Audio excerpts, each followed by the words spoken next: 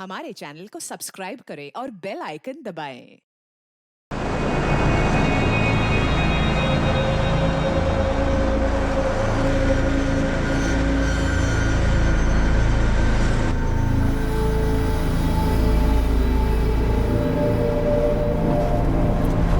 बचाओ! Somebody help! बचाओ! VS police station फौरन बीट नंबर 14 को रिपोर्ट करो। आरे में एक अज्ञात औरत की बॉडी मिली है। बीट नंबर 14 आरे कॉलोनी वीएस पुलिस स्टेशन तुरंत रिपोर्ट करें। कपड़े, अंगूठी, घड़ी और सैंडल देखकर तो ये लगता है किसी अच्छे घर की हो। बॉडी और पत्थर पे खून अभी भी ताज़ा है, मतलब मर्डर हुए ज़्यादा वक्त नहीं हुआ है। सर, औरत की बॉडी से पर्स, फोन, आईडी ऐसा कुछ भी नहीं मिला जिससे इसकी पहचान हो सके, और आसपास भी ढूंढा है, कुछ भी नहीं मिला। कौन हो सकती है औरत? रीगेन 19। घड़ी ब्रांडेड है, शायद काफ़ी महंगी लग रही है। लगता तो है सर, लेकिन कंफर्म करना पड़ेगा। और सर ये अंगूठी, ये सोने की लगती है। इस पे ये शायद कोई गुड लक स्टोन है। और टॉप? सर ये टॉप भी महंगा लग रहा है, शायद किसी मॉल वॉल से खरीदा होगा। जब ये बॉडी आपको मिली उससे तकरीबन 3 या 4 घंटे पहले इनका मर्डर हुआ है। हमें आरे में बॉडी मिलने की खबर सुबह 8:15 बजे मिली, तो मर्डर 4 से 6 के बीच में हुआ होगा। राइट, और इनके घाव अभी तक ताज़ा हैं। और किसी चाकू जैसी धारदार चीज़ से इनके पेट और छाती पे 21 दफ़ा वार किए गए हैं। 21 बार किस तरफ इशारा करते हैं? इशारे का तो पता नहीं संजय, बट नफरत ज़रूर दिखती है। Sexual assault? नहीं, बट ये सेक्सुअली एक्टिव ज़रूर थी। आखिर कौन हो सकती है औरत? क्या कहानी है इसकी? क्यों किसी ने इस औरत को इतनी बेरहमी से मारा है? एक औरत जिसका बड़ी बेरहमी से कत्ल किया गया था। कौन थी औरत और क्या थी इसकी कहानी? और यह तभी पता चल पाता जब इसकी पहचान हो पाती, और इसकी पहचान ढूंढना ही इस केस में पुलिस के लिए सबसे बड़ी चुनौती बनने वाली है। औरत को गायब हुए 2 दिन से ज्यादा हो गए, लेकिन कोई रिपोर्ट नहीं लिखवाई गई। कुलकर्णी, आरे के आसपास पता की, शायद कोई औरत गायब हुआ रिपोर्ट ना लिखवाई गई। खबरियों को काम पर लगाया सर, पर अभी तक उनसे भी कोई इन्फॉर्मेशन नहीं आई है, और ना ही सामने से कोई मिसिंग होने की बात आई है। क्योंकि पोस्टमार्टम रिपोर्ट के हिसाब से इस औरत का मर्डर 4 सितंबर की सुबह 4 से 6 के बीच हुआ है। वेस्टर्न एक्सप्रेस हाईवे से जो सर्विस रोड उतरता है आरे की तरफ, जहाँ इसकी लाश मिली, वो ज्यादा अंदर भी नहीं है। पॉसिबिलिटी है कि इसकी अर्ली मॉर्निंग की फ्लाइट हो, बॉयफ्रेंड या हस्बैंड साथ में हो, उसी ने इसको रास्ते में मार डाला, चेहरा बिगाड़ के फेंक दिया ताकि बॉडी की पहचान ना हो सके। अगर ऐसा है तो फिर इसने अपनी फ्लाइट मिस की होगी। एयरपोर्ट अथॉरिटी के रिकॉर्ड्स में इसका नाम जरूर होगा, वहां से पता करो। पैसेंजर का नाम क्या है? नाम नहीं पता, अब तक उसकी पहचान नहीं हुई है। हमें पक्का पता नहीं है कि उसकी फ्लाइट मिस हुई है, लेकिन अगर आपके रिकॉर्ड्स में कोई ऐसी औरत है जिसकी उम्र 28 से 30 साल है और उसने अपनी फ्लाइट मिस की, तो हमारे पास एक लीड हो सकती है। रीगेन 19, ये जीन्स का ब्रांड हमने लास्ट ईयर 2018 फरवरी में लॉन्च किया था।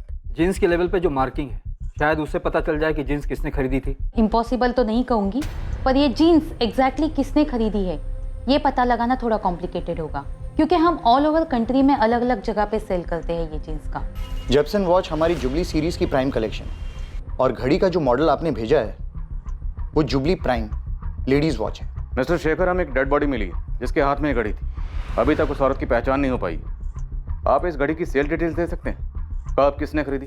पर बिना नाम के मैं कैसे पता कर सकती हूँ कि उस दिन किस लेडी की फ्लाइट मिस हुई है? आपके पास ऐसी कोई तो लिस्ट होगी जिसमें उन पैसेंजर्स की डिटेल्स होगी जिन्होंने अपनी फ्लाइट मिस की है। सुबह 6 बजे से रात के 9 बजे तक 40 डोमेस्टिक और 25 इंटरनेशनल फ्लाइट्स अलग अलग टर्मिनल से हैं। अगर उस लेडी ने पहले ही चेक इन कर लिया होगा तो इनमें और भी एयरलाइंस जुड़ जाएंगी, और अगर हर एयरलाइन से मैंने लिस्ट भी मंगवा ली तब भी ये पता कर पाना मुश्किल है कि उस दिन किस लेडी की फ्लाइट मिस हुई है। लेकिन जो लॉट बनते हैं उसके स्टॉक की डिटेल तो होगी ना, कि आपने वो स्टॉक कहाँ डिस्ट्रीब्यूट किए और उन लोगों ने आगे किन्हें बेचे। अगर ये लेवल और इसके डिटेल से आप पता लगा पाए कि ये कब मैन्युफैक्चर हुई थी और किस डिस्ट्रीब्यूटर को बेची गई थी, तो शायद हम भी ये पता लगा पाए कि ये जीन्स किसने खरीदी थी। लेकिन सर उसके लिए मुझे बैकडेट जाके सभी आउटलेट्स के स्टॉक डिटेल्स, सेल, परचेज सब चेक करना पड़ेगा, उसके बाद ही बता पाऊंगा। मिस्टर शेखर, ये इन्फॉर्मेशन बहुत जरूरी है इस केस को सॉल्व करने के लिए, उस औरत की पहचान के लिए कि वो औरत कौन थी और किसी ने उसे इतनी बेरहमी से क्यों मार डाला। पर तुम मेरी भी तो मजबूरी समझो। It's a high pressure job, यहाँ वर्क का इतना प्रेशर है, स्टाफ ओवरवर्क्ड है। मैं सिर्फ इतना कहूंगी कि कोशिश कर सकती हूँ। आप मुझे वो लेबल मेल कर दीजिए, मैं ट्राई करती हूँ। ओके सर, मैं ट्राई करता हूँ। लेकिन थोड़ा टाइम लगेगा। उस अनजान औरत की लाश से मिली चीजों की पुलिस शिनाख्त तो कर रही थी, पर कोई पुख्ता सबूत हाथ नहीं लग पा रहा था। और फिर उस औरत के हाथ की अंगूठी ने पुलिस को एक उम्मीद बंधाई कि यह औरत भारत के किस कोने से हो सकती है। बेशक किसी शहर का नाम सामने नहीं आया, पर वो किस क्षेत्र से हो सकती है यह अंदाजा लगाया जा सकता था। यह अंगूठी सोने की नहीं, पीतल की है सर। सोना या पीतल में कोई फर्क नहीं पड़ता सर, असली कीमत इस स्टोन की है। ये स्टोन काफी कीमती है। कौन सा स्टोन है ये? इसे पुखराज कहते हैं और इसे इस उंगली में, तर्जनी में, इंडेक्स फिंगर में पहना जाता है। हाँ, लाश की उसी उंगली में ये अंगूठी थी। आप बता रहे थे बहुत कीमती होता है। कई लोगों का मानना है कि धन वृद्धि मतलब काम अच्छा चले, लक के लिए, सुख समृद्धि के लिए, या जिन औरतों को बच्चा नहीं होता है वो संतान प्राप्ति के लिए भी ये अंगूठी पहनते हैं। इस अंगूठी से पहनने वाले के बारे में कुछ पता चल सकता है? पहनने वाला कौन होगा, कहाँ का रहने वाला होगा? कौन का तो पता नहीं, लेकिन शायद ये उत्तर भारतीय हो सकती है। उत्तर भारत, नॉर्थ इंडिया, वो तो काफी बड़ा है, कई स्टेट्स है उसमें। नॉर्थ इंडिया क्यों?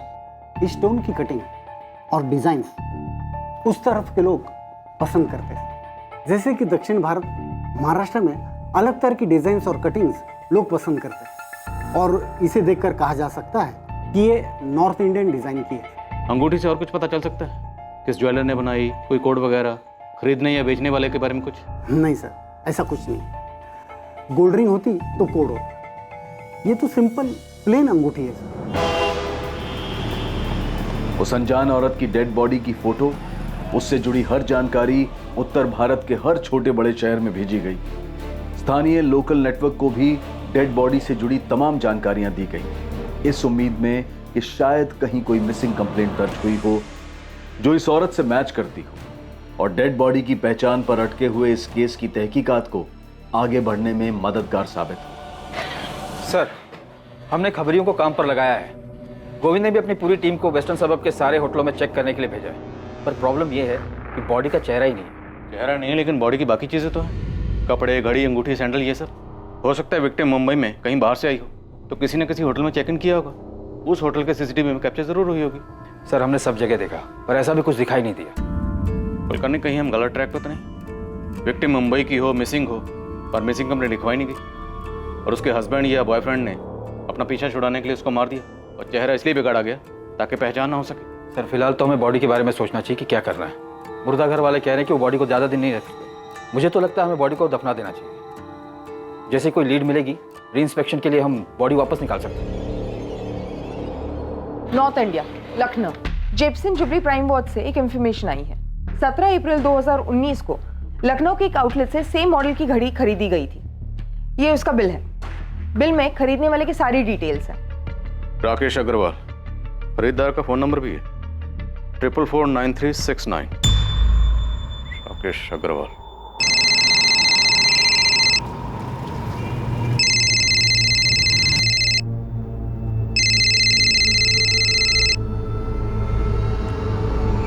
हेलो, राकेश अग्रवाल जी बोल रहा हूँ। आप कौन? मैं मुंबई पुलिस से पीआई संजय कुमार बोल रहा हूँ। जी कहिए सर। राकेश जी, आपने 17 अप्रैल 2019 को एसके मॉल में जेपसन वॉच के आउटलेट से जेपसन जुबली प्राइम वॉच खरीदी थी। हाँ, तो आप बता सकते हैं वो घड़ी आपने किसके लिए खरीदी थी? आप ये क्यों पूछ रहे हैं? आखिर बात क्या है? क्योंकि वैसे ही सेम घड़ी हमें मुंबई में एक औरत की डेड बॉडी पे मिली है। उसका मर्डर 4 सितंबर को हुआ था। हाँ तो सर, मिली होगी, इससे मेरा क्या लेना देना? देखिए सर, वैसे पूरी दुनिया में एकलौती घड़ी तो नहीं बनी होगी ना। हम लखनऊ पुलिस से कांटेक्ट कर चुके हैं, वो बहुत जल्द आपके एड्रेस पर पहुंच रही होगी। ये क्या बकवास है सर? अब वैसी ही घड़ी किसी डेड बॉडी पर मिली है तो इसमें मेरा क्या कसूर है? मतलब उसके लिए आप मुझे परेशान करेंगे? हम सिर्फ ये जानना चाहते हैं कि वो घड़ी आपने किसके लिए खरीदी थी? सर, मैंने अपनी वाइफ के लिए खरीदी थी। ये उसका बर्थडे गिफ्ट था। 20 अप्रैल को उसका बर्थडे होता है, तो इसलिए मैंने 17 अप्रैल को खरीदा था। क्या नाम है आपकी वाइफ का, और इस वक्त कहाँ है? प्रिया अग्रवाल। वो किचन में है और मेरा लंच पैक कर रही है।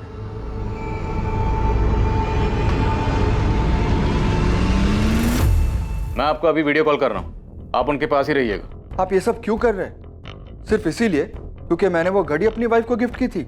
हम सिर्फ ये देखना चाहते हैं कि वो घड़ी आज भी आपके पास ही है। सर, ये मेरी वाइफ प्रिया अग्रवाल। प्रिया जी, क्या मैं वो घड़ी देख सकता हूँ जो आपके हस्बैंड ने आपको बर्थडे पे गिफ्ट की थी?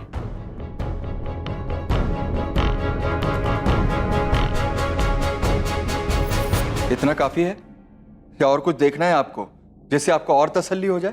पैन कार्ड, आधार कार्ड, राशन कार्ड या और कुछ? सर, लखनऊ पुलिस ने कंफर्म किया है कि वो औरत राकेश अग्रवाल की पत्नी प्रिया अग्रवाल ही है। उन्होंने पड़ोसियों से भी पूछताछ की और डॉक्यूमेंट्स वगैरह भी चेक किए। सर, आपने मुझे जो कोड दिया था उसके मुताबिक हमारे रिकॉर्ड्स में ये घड़ी राकेश अग्रवाल ने ही खरीदी थी लखनऊ में। फिर भी आपको लगता है कोई गलती हो गई है तो मैं फिर से चेक करता हूँ। लेकिन मिस्टर शेखर, मैंने आपको घड़ी का बैच नंबर, बाकी सारी डिटेल्स भेजी हैं, ऐसा कैसे हो सकता है? हो सकता है मैन्युफैक्चरिंग में कोडिंग के समय सीरियल नंबर में कुछ मिक्सअप हो गया हो। आप मुझे थोड़ा समय दीजिए, मैं फिर से चेक करता हूँ। रीगन 19 जींस की कंपनी की तरफ से अभी तक कोई जवाब नहीं आया। पूछने पर यही कह रहे हैं कि कोशिश कर रहे हैं। सर, एयरलाइन से भी पता चल पाना मुश्किल है। हम हर रोज कॉल कर रहे हैं लेकिन उन पे भी काम का प्रेशर है। ऐसा कैसे हो सकता है? एक औरत गायब है लेकिन उसका पता लगाने वाला कोई भी नहीं। क्या उसकी फैमिली, रिश्तेदार, दोस्त कोई भी नहीं जो ये पता लगाना चाहे कि औरत कहाँ चली गई? The number you have called is currently switched off. Sheila, Radhika का फोन अभी भी स्विच ऑफ आ रहा है। पुलिस क्या कह रही है? वो तो कह रही ढूंढ रही है, पर राधिका अचानक ऐसे कहाँ चली गई?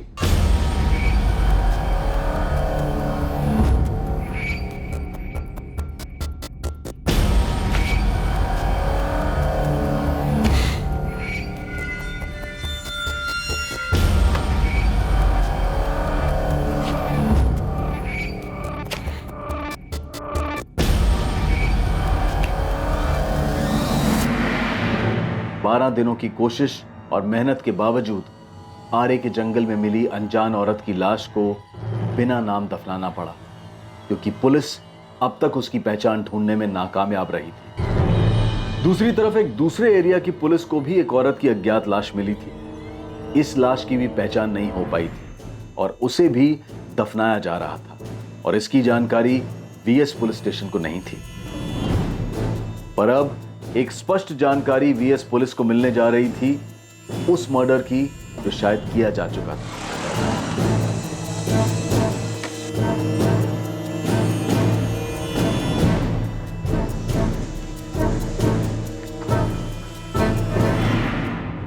आसिफ मोहम्मद नाम है साहब उसका, मलाड वेस्ट में रहता है। उसको उठाइए, आपको सब कुछ मालूम पड़ जाएगा।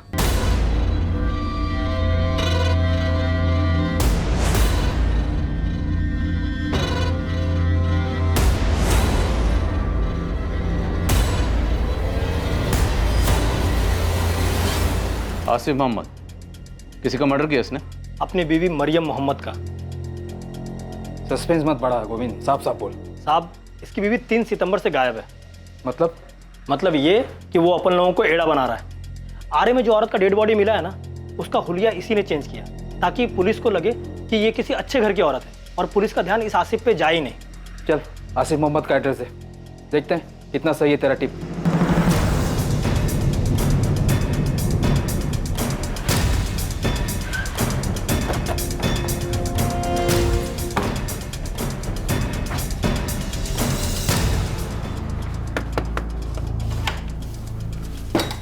आसिफ मोहम्मद। मैं ही हूँ साहब। क्या हुआ? तेरी बीवी मरियम मोहम्मद कहाँ है?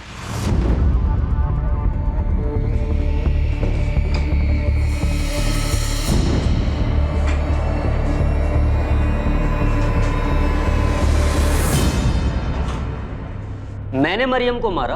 अपनी बीवी को? क्या बात कर रहे हो साहब? मारा नहीं तो गई कहाँ? पूरा घर छान मारा। तुमने अपने घर से उसकी एक एक चीज गायब कर दी। साहब, आपको किसने बोला ये मरियम है? अच्छा, चल तो बताइए कौन है?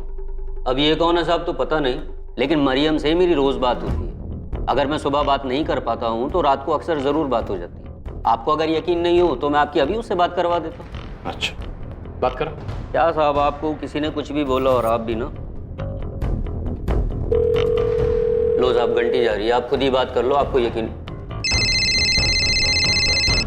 सलाम वालेकुम, कैसे हैं आप? आप कौन बोल रही हैं? पहले आप बताइए, आप कौन बोल रहे हैं? ये तो मेरे शौहर आसिफ का नंबर है। आपके पास कैसे आया? मैं मुंबई पुलिस से इंस्पेक्टर संजय शर्मा बोल रहा हूँ। इंस्पेक्टर? लेकिन ये तो मेरे शौहर आसिफ का नंबर है। वो ठीक तो है ना? मेरी बात कराइए उनसे। बात करवाएंगे, लेकिन पहले आप ये बताइए कि आपके शौहर का पूरा नाम क्या है? आसिफ मोहम्मद। आखिर बात क्या है बताइए मुझे, और इस तरह डराइए मत। और आपका पूरा नाम क्या है? मरियम मोहम्मद। अल्लाह के वास्ते मेरी उनसे बात कराइए, बड़ी मेहरबानी होगी। सर, हमें आसिफ के घर से किसी भी औरत का कोई सामान नहीं मिला। मैंने उसके घर के आसपास पूछा, लेकिन सबका यही कहना है कि उसको कभी किसी औरत के साथ नहीं देखा उन्होंने। मरियम मोहम्मद? जी हाँ, आसिफ मोहम्मद की पत्नी। पत्नी? और मैडम वो तो यहाँ पे अकेले ही रहता है, उसके साथ कभी कोई औरत को देखा ही नहीं है। उसकी पत्नी तो जोधपुर में रहती है, उसने एक बार बताया था। सर, लगता है इस बार भी घड़ी वाले राकेश अग्रवाल की टिप की तरह ही रॉन्ग नंबर लगा है। लगता है गोविंद का दिमाग खराब हो गया, ब्लाइंड मर्डर में ब्लाइंड टिप दे रहा। खामखा आपने मेरी बीवी को डरा दिया साहब। और आपको किस बेवकूफ ने बोला कि मैंने अपनी बीवी का मर्डर किया? काम क्या करता था? दिहाड़ी मजदूर हूँ, कारपेंटरी करके जैसे तैसे 2 पैसे कमाता हूँ साहब, और उन 2 पैसे में से बचाकर अपने घर भेजता हूँ ताकि मेरी बीवी हमारे बेटे इखलाक को अच्छी तालीम दे सके, अच्छा खाना खिला सके। पुलिस को लगने लगा था कि लखनऊ के राकेश अग्रवाल की तरह उन्हें एक बार फिर गलत जानकारी दी गई थी, लेकिन आसिफ के जरिए पुलिस के सामने एक ऐसा खुलासा होने जा रहा था जो इस केस को एक अलग ही स्तर पर, एक अलग ही मोड़ पर ले जाने वाला था। अरे गोविंद, ये क्या मजाक लगा रखा है? हमारे सामने आने से पहले एक बार ठीक से पता तो कर लेता। आपको मेरे से ज्यादा वो आसिफ की बात पे भरोसा है? मैं बोल रहा साहब, मर्डर वही किया है। यदि खबर गलत निकली ना तो नेटवर्क छोड़ के आउट होने को तैयार है मैं। अरे गोविंद, उसकी बीवी मरियम तो जोधपुर में है, हमने बात की उससे। वो अपन लोगों को फिर से घुमा रहा है साहब। उसका इधर एक औरत के साथ सेटिंग है। अपना पंटर लोग उस औरत का एड्रेस ढूंढ देंगे। नाम और एरिया मालूम है मेरे को, प्रीति नाम है साहब, धंधा करती है उधर मीरा रोड में, किधर तो रहती है साहब। मैं पक्का बोलता है, आप बोलो तो मैं स्टाम्प पेपर पे लिख के देने को तैयार है कि जिस लेडीज का डेड बॉडी आप लोगों को मिला है ना, वो मरियम मोहम्मद ही है साहब। राजेश सर, मैं अभी आपको एड्रेस मैसेज करती हूँ। जोधपुर घंटा घर के आसपास ही कहीं मरियम मोहम्मद का घर है। घर पे जो औरत आपको मिलेगी, हमें उसके पूरे डिटेल्स चाहिए, सारे document, Aadhaar card, voter card, PAN card, जिससे ये प्रूव हो सके कि वही मरियम मोहम्मद है। ठीक है निर्मला, आप फौरन उसका एड्रेस भेजो, इससे पहले कि वो भागने की कोशिश करे। मैं एक टीम लेकर उसके घर पहुंचता हूँ। आपको जो करना है करो, जो देखना है देखो, लेकिन मुझे बताओ तो सही, आपको कौन गुमराह कर रहा है कि मैंने अपनी बीवी को मारा है? ये गोविंद को क्या हो गया? नशा वशा करने लगा है क्या? वो तो अब भी यही कह रहा है सर कि आसिफ ने अपनी बीवी को मारा और उसकी लाश को ठिकाने लगा दी। वो तो ये भी कह रहा है कि उसकी एक गर्लफ्रेंड है, प्रीति नाम है उसका, धंधा करती है, और उसी के लिए उसने अपनी वाइफ मरियम को मारा है। ये आसिफ अपनी बीवी मरियम का कत्ल यहाँ करता है मुंबई में, फिर दूसरी मरियम जोधपुर में पैदा कर देता है। घर नहीं, ये आसिफ इतना शातिर है क्या?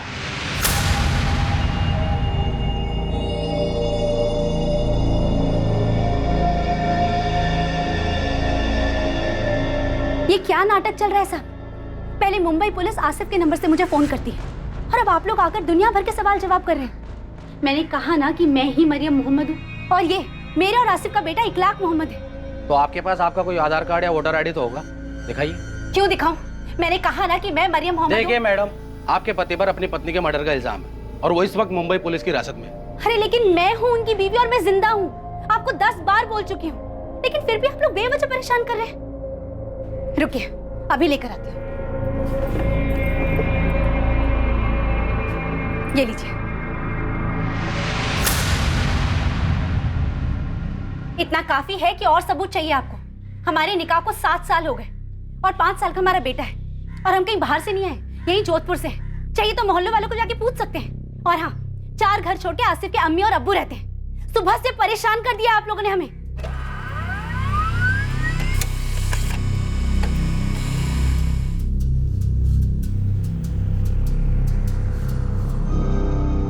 सॉलिड झोल किया सब आसिफ ने?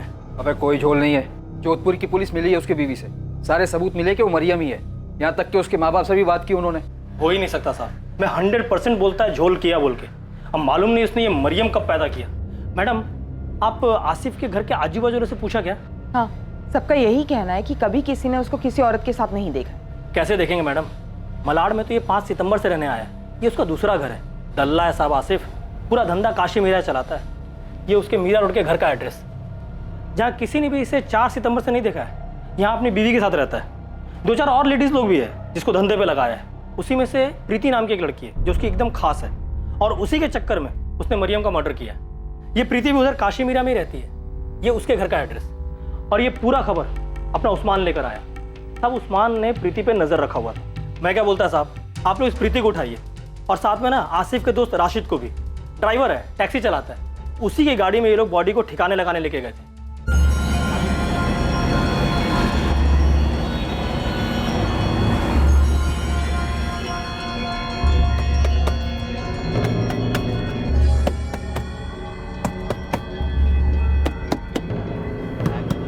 आसिफ, डिग्गी में से आवाज आ रही है।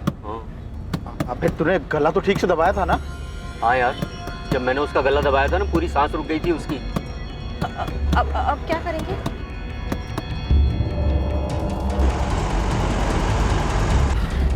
राशिद तू एक काम कर, गाड़ी ना यहाँ से अंदर दबा ले, झाड़ी के अंदर ले ले। आगे पुलिस की चेकिंग मिल गई ना तो खाम में प्रॉब्लम हो जाएगी यार। ठीक है भाई।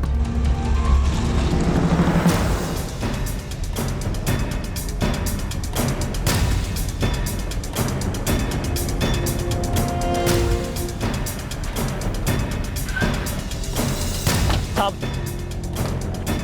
ये राशिद का घर।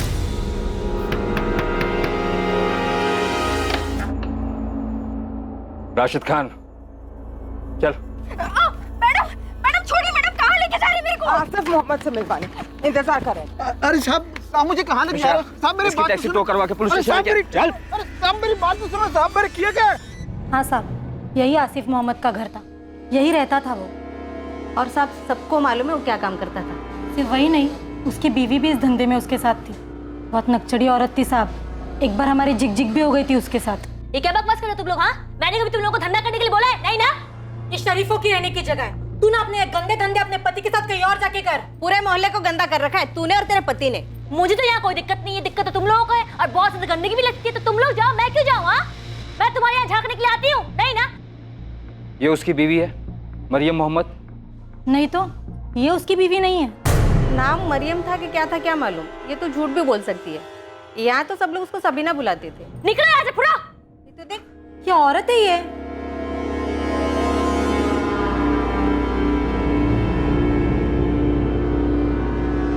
सबीना, आप लोगों में से किसी के पास सबीना की फोटो है? सब बात तो सुनो साहब, सब बात तो सुनो।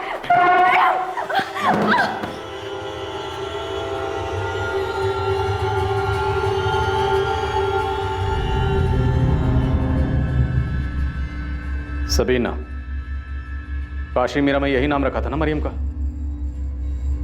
अब 2 मिनट में मुझे पूरा सच बाहर चाहिए, वरना तीनों को यहीं गाड़ दूंगा। इसी को मारकर फेंका था ना आरे के जंगलों में? यही है ना तेरी बीवी? इसलिए मरियम मोहम्मद। पुलिस का मुखबिर गोविंद कत्ल के मकसद और पुख्ता सबूतों के साथ पुलिस के पास आया, पर आसिफ और उसके साथी राशिद और प्रीति एक ऐसे मर्डर का खुलासा करने वाले थे जो पुलिस के भी होश उड़ा देने वाला था और मर्डर के केस को एक नया मोड़ देने वाला था।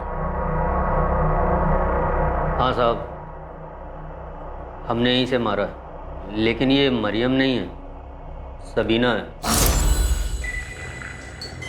मरियम तो मेरी पहली बीवी का नाम है, जोधपुर में रहती है, जो आपकी बात कराई थी ना मैंने फ़ोन पे। वे सबीना कौन है? सबीना कुरैशी, ये भी धंधा करती थी साहब। मैं दिल्ली में मिला था इससे। मैं दिल्ली में 4 साल से काम कर रहा था साहब, वहीं 2 साल पहले इससे मिला था। ये लो, इस एड्रेस पे जाना है। और ये कैसे कपड़े पहन रखे हैं तुम लोगों ने? अरे थोड़े ढंग के कपड़े पहन के जाना, बड़े लोग हैं, समझ गई? और सुनो, जो बोले चुपचाप कर देना, खुश करके आना। बहुत मोटी पार्टी है, रेगुलर क्लाइंट बनाना है उन्हें। जी मैडम। अच्छा एक बात और, होटल के रिसेप्शन पे जाके ना खुद को गेस्ट बताना। क्या बताओगी? गेस्ट। और अंग्रेजी में बोलना। चलो जाओ, घबराओ मत, जाओ। अरे सबीना जी जरा गौर तो फरमाइए। ये ले तेरा हिस्सा। मैं और सबीना मिलके काम करते थे। सबीना लड़कियां ढूंढ कर लाती थी, ऐसी लड़कियां जिन्हें धंधा करने में कोई एतराज़ नहीं होता था। मैं ऐसे ही अनजान लोगों को दोस्ती के मैसेज भेजता था, जिसमें घुमा फिरा के धंधे की बात लिखता था। उसमें से कोई जवाब देता तो उसे हाई क्लास लड़की देने का ऑफर देता था। बिल्कुल साहब, बिल्कुल, आप फिक्र मत करो साहब। अरे नहीं साहब, टेंशन लेने की ज़रूरत नहीं है। आप जहाँ कहोगे लड़की पहुँच जाएगी, किसी को पता नहीं चलेगा। आप फिक्र मत करो। अरे मैं हूँ ना, देख लेना साहब, आप खुद ही बोलोगे यार आसिफ तूने दिल खुश कर दिया। सब सही चल रहा था साहब, पर फिर एक दिन हमारी एक लड़की पुलिस की रेड में पकड़ी गई और फिर पुलिस ने मुझे और सबीना दोनों को गिरफ्तार कर लिया। हम दोनों जमानत पर बाहर तो आ गए, पर पुलिस रिकॉर्ड में आने के बाद वहाँ काम करना मुश्किल हो रहा था। साहब जैसे ही धंधा शुरू करते पुलिस उठा लेती, खर्चा पानी देने में तेल निकल गया हम लोगों का। बस मैंने और सबीना ने तय किया कि हम दिल्ली ही छोड़ देंगे और 1 साल पहले हम लोग मुंबई आ गए। यहाँ आके हमने काशीमीरा में अपना धंधा जमा लिया। ओए, तेरे धंधे पानी में हमें कोई इंटरेस्ट नहीं, सीधा मुद्दे पे है, वरना तेल निकाल देंगे मार मार के तेरा। सर वही तो बता रहा हूँ मैं आपको। यहाँ ये प्रीति है ना, ये सामने से चल कर आई, पहले से इस धंधे में थी। मुझे सिखाएगा? आसिफ कल पैदा नहीं हुई मैं, समझा? एक तो प्रीति सामने से खुद चल के आई है, ऊपर से पूरे हफ्ते में 2 ग्राहक के पास भी नहीं गई है। अरे कैसे जाएगी वो, तबीयत ठीक नहीं है उसकी। तबीयत ठीक नहीं उसकी है? तबीयत ठीक नहीं है उसकी? मुझे घुमाएगा तू? मुझे पता नहीं मेरी पीठ पीछे क्या चल रहा है, पता नहीं है मुझे। हाँ ए सबीना, बहुत ज्यादा कर रही है तू, बोल रहा हूँ। मैं ज्यादा कर रही हूँ? मैं ज्यादा कर रही हूँ? हाँ तुझे क्या लगा तू कल की आई हुई प्रीति के साथ टाका भिड़ाएगा और मैं चुपचाप बैठी रहूंगी? मरियम नहीं हूँ मैं जो चुपचाप एक कोना पकड़ कर रोने बैठ जाऊँ, समझा? साला चैन से खाना भी दुश्वार कर दिया तूने, जब से बकवास कर रही है तू। आसिफ एक बात ना कान खोलकर सुन ले, अगर तूने कहीं और मुंह मारा ना तो खाना छोड़ उल्टा मैं तुझे खा जाऊंगी, समझा? और हाँ जाकर ना अपनी प्रीति को बोल दे यहाँ से उसका धंधा बंद, जहां से ये वहीं चली जाए। कल से मुझे यहाँ को दिखनी नहीं चाहिए, समझा? ऐसे आंखें फाड़ फाड़ के क्या देख रहा है? जितना बोला उतना कर, चल निकल यहाँ से। मैं सबीना को खुश रख रहा था, माँ मरियम को भी और यहाँ इस प्रीति को भी, लेकिन ये सबीना कुछ सुनने को तैयार ही नहीं थी साहब। खुद किसी की जगह मारकर बैठी थी और अब उसे धर्मपत्नी बनना था। आसिफ की जिंदगी में सारी जगह उसे अकेली को चाहिए थी। सबीना को कैसे मारा और कहाँ मारा? वहीं काशीमीरा वाले घर में, रात के अंधेरे में गला दबा दिया उसे।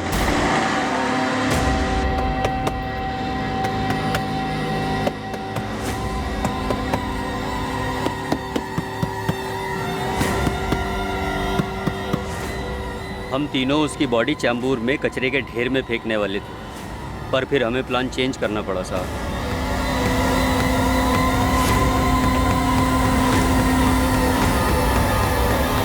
साहब सच बोल रहा हूँ, हमने सबीना की बॉडी पर कुछ नहीं डाला।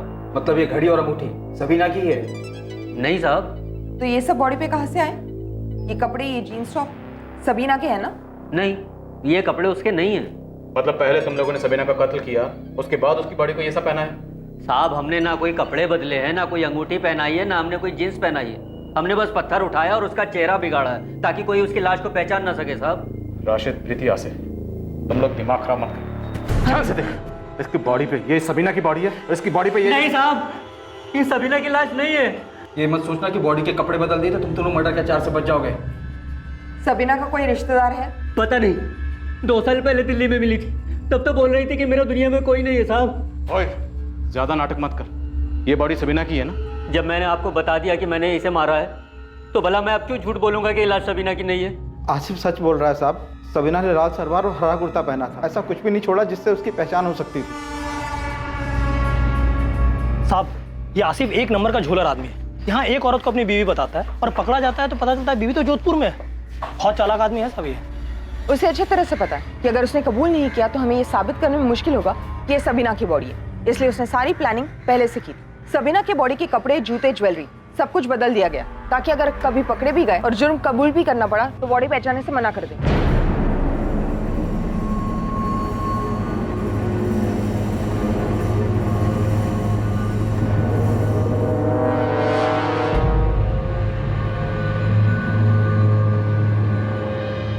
डीएनए टेस्ट का तो सवाल ही नहीं उठता जब वो खुद बोल रहा है कि उसे पता नहीं कि सबीना कहाँ से थी, उसका परिवार है भी या नहीं। एक और तरीका है इनसे सच उगलवाने का, इन तीनों को अलग अलग तोड़ दो।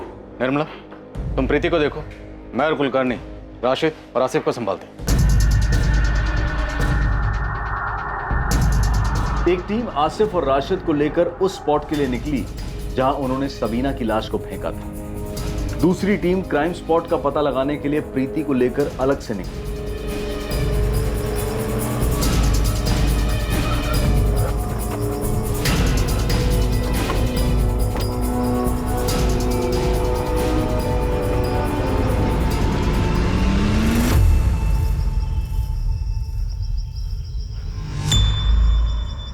बता, बॉडी कहाँ फेंकी थी और जिस पत्थर से चेहरा बिगाड़ा था वो पत्थर कहाँ था?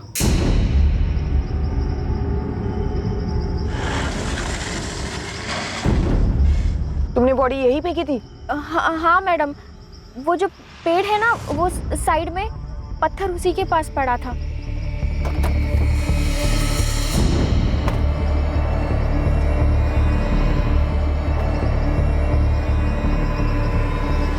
मैडम, राशिद ने पत्थर यहाँ से उठाया था। पक्का तुमने बॉडी यही फेंकी थी? हाँ मैडम। बता जल्दी, कहाँ फेंकी थी? साहब, हमने सबीना की लाश को यहाँ नहीं फेंका था साहब। यहाँ नहीं फेंका था तो कहाँ फेंका था? साहब, ये जगह तो गोरेगांव हाईवे से 2 मिनट की दूरी पर है। हम लोग तो आरे के उस पार पवई तक निकल गए थे और वहाँ सबीना को होश आ गया था तो हम लोगों ने गाड़ी अंदर की तरफ ले ली थी।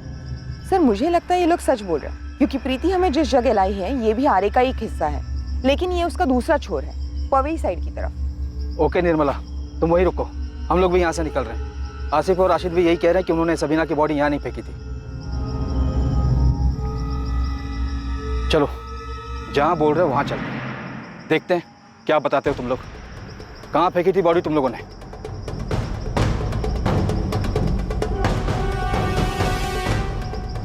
हैरानी की बात यह थी कि आसिफ मोहम्मद और राशिद खान पुलिस को ठीक उसी जगह लेकर गए जहां प्रीति पुलिस की दूसरी टीम को लेकर पहुंची।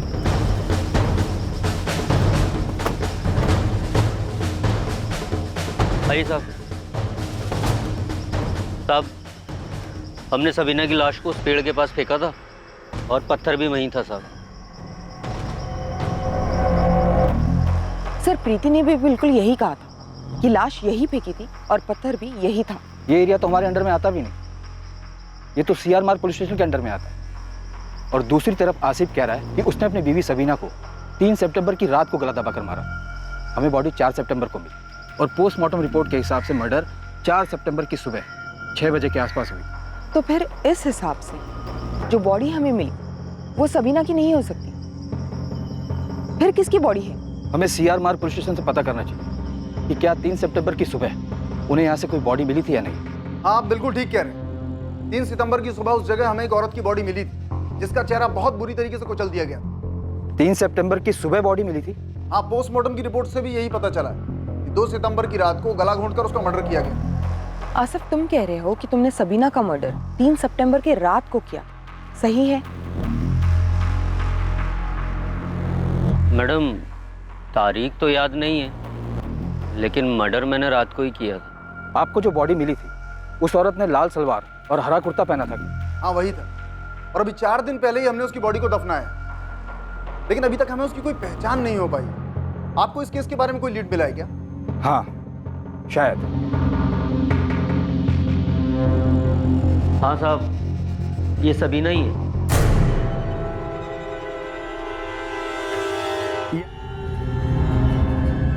संजय जी, आपने हमारा केस ही सॉल्व कर दिया।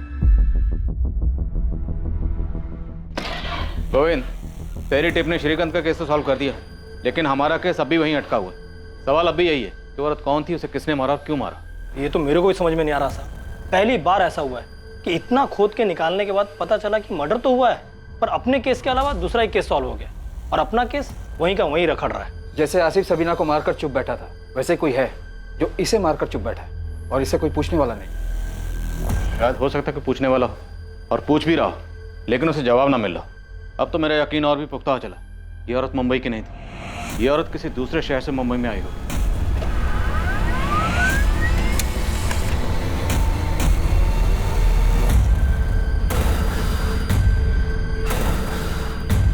शीला, राधिका का फोन अभी भी स्विच ऑफ आ रहा है। पुलिस क्या कह रही है?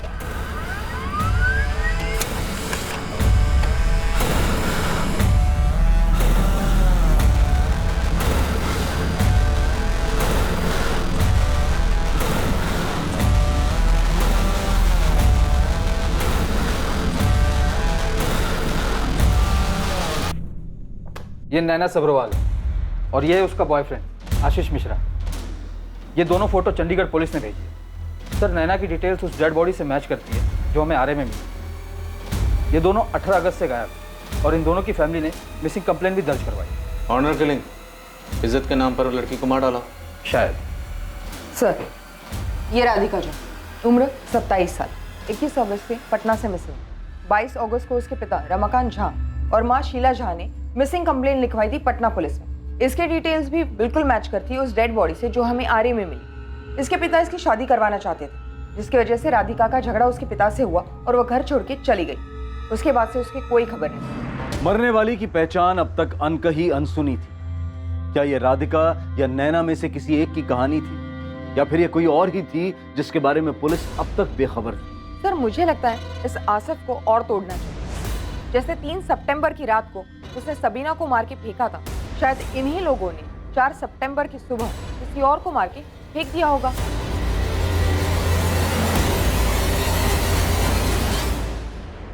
क्या वाकई में इस अज्ञात औरत की पहचान और उससे जुड़े सभी सवालों के जवाब के लिए सिर्फ आसिफ मोहम्मद जिम्मेदार था, या फिर कोई और था जो पुलिस की आंखों में धूल झोंक रहा था? राकेश, जो घड़ी तुमने मुझे मेरे बर्थडे पे गिफ्ट की थी, पुलिस फोन करके उस घड़ी के लिए इतने सवाल क्यों कर रही है? तुम क्या कहना चाहती हो प्रिया? तुम्हें लगता है कि वैसी घड़ी मैंने किसी और को भी गिफ्ट की है? की है क्या?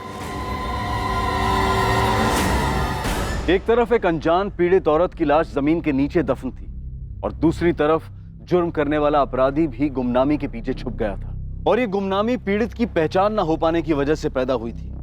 वो पीड़ित जो खुद अपनी कहानी बयां नहीं कर सकती थी कि उसके ऊपर क्या बीती थी। तमाम तरह की मुश्किलों और चुनौतियों को पार करते हुए पुलिस ने ये केस कैसे हल किया, उस औरत, उस अज्ञात पीड़ित की पहचान करते हुए पुलिस कातिल और कत्ल के मकसद तक कैसे पहुंची, ये हम देखेंगे कल रात 11 बजे इस केस के दूसरे और आखिरी भाग में। अब मैं अनूप सोनी आपसे विदा लेता हूं, और याद रखें, क्राइम और आपके बीच में सिर्फ इतना फर्क है कि आप कितने सतर्क हैं। सतर्क रहें, सुरक्षित रहें।